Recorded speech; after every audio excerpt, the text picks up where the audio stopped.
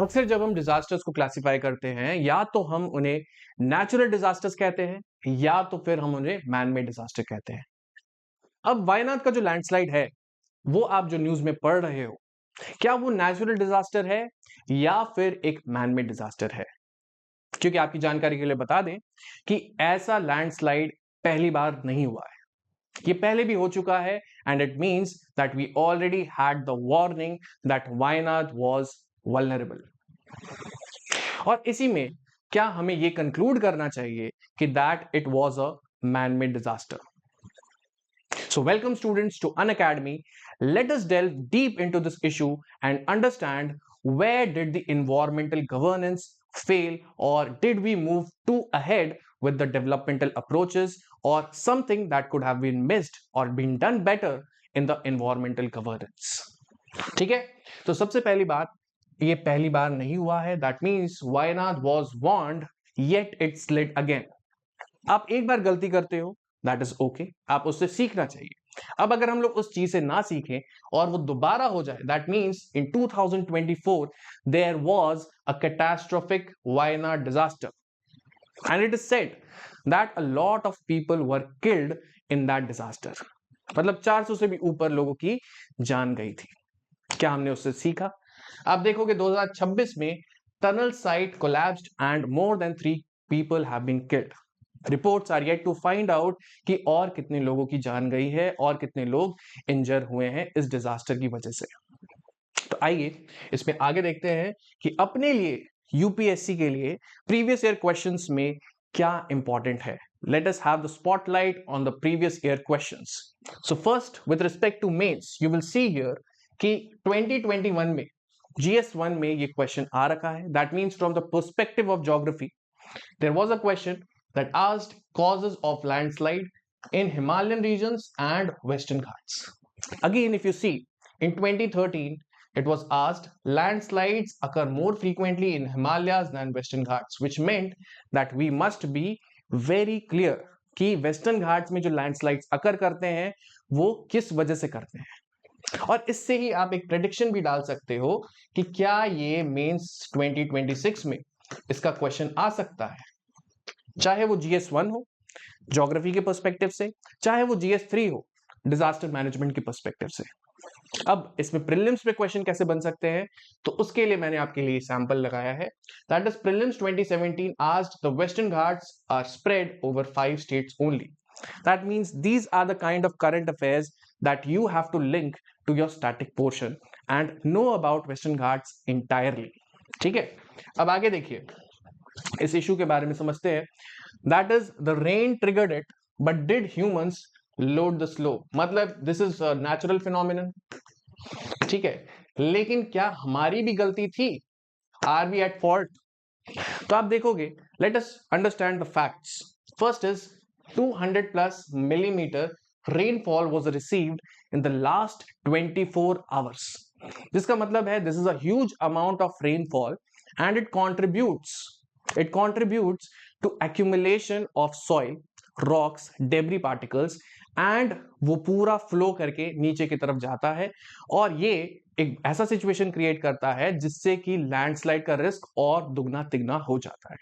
ठीक है, next, humans load the slow. इसके लिए ये रीजनिंग है कि it was unscientific debris dumping, यानी कि जो ट्विन टनल साइट है, दैट इज इंफ्रास्ट्रक्चर जो कि एक टनल के रूप में क्रिएट किया जा रहा था between two regions to cut down the amount of kilometers that you have to go from one place to the other, उसके लिए जो डंप किया गया डेब्री, जो एक्सकेवेशन किया गया था, वो डंप किया गया जहां पर, वो भी लैंडस्लाइड के रिस्क को एक्सट्रीमली बढ़ा दिया।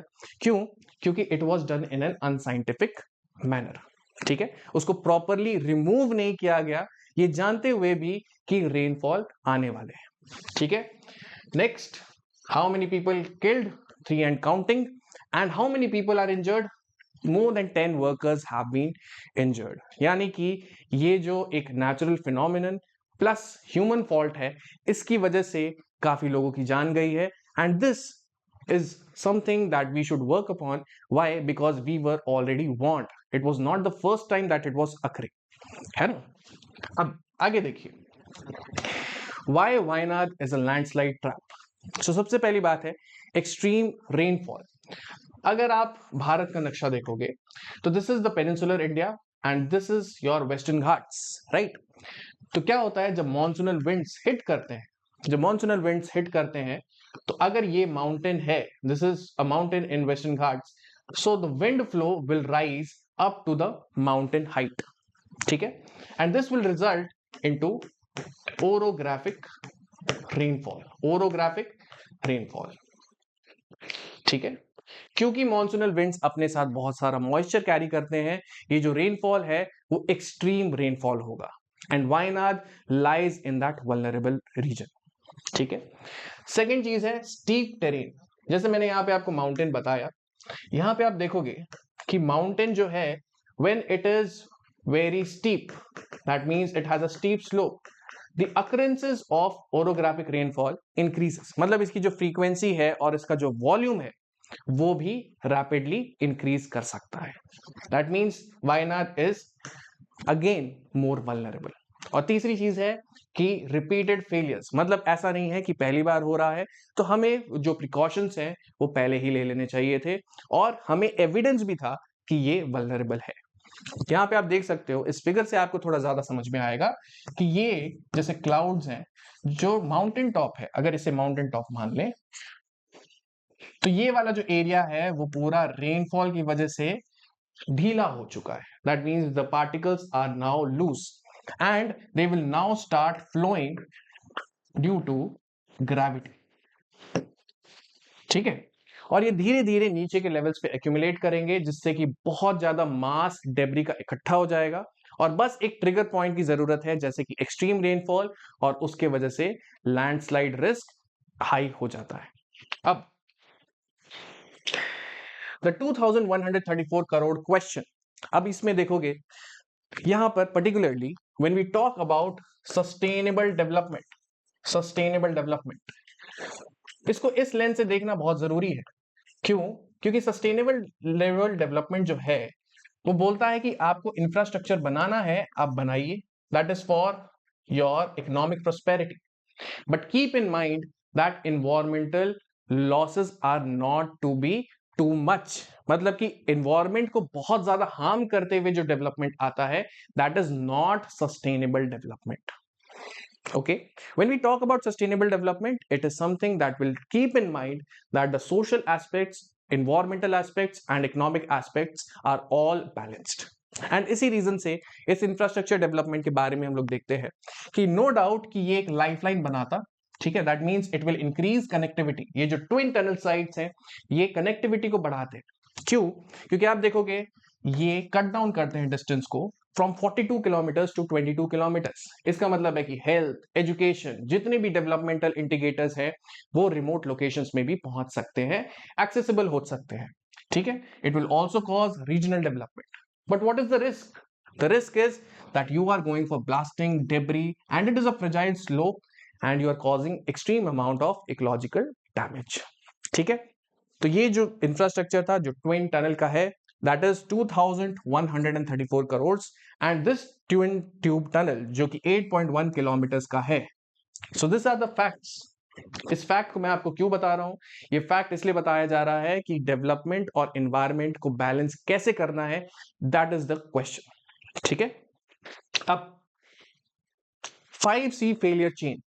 अब यहां पे जैसे हमने पहले सवाल पूछा था वीडियो की शुरुआत में कि क्या ये नेचुरल डिजास्टर है या फिर ये मैनमेड डिजास्टर है, या इन दोनों के लाइंस, ये जो लाइन है जो डिवाइड करती है दोनों को वो ब्लर लाइन हो चुकी है।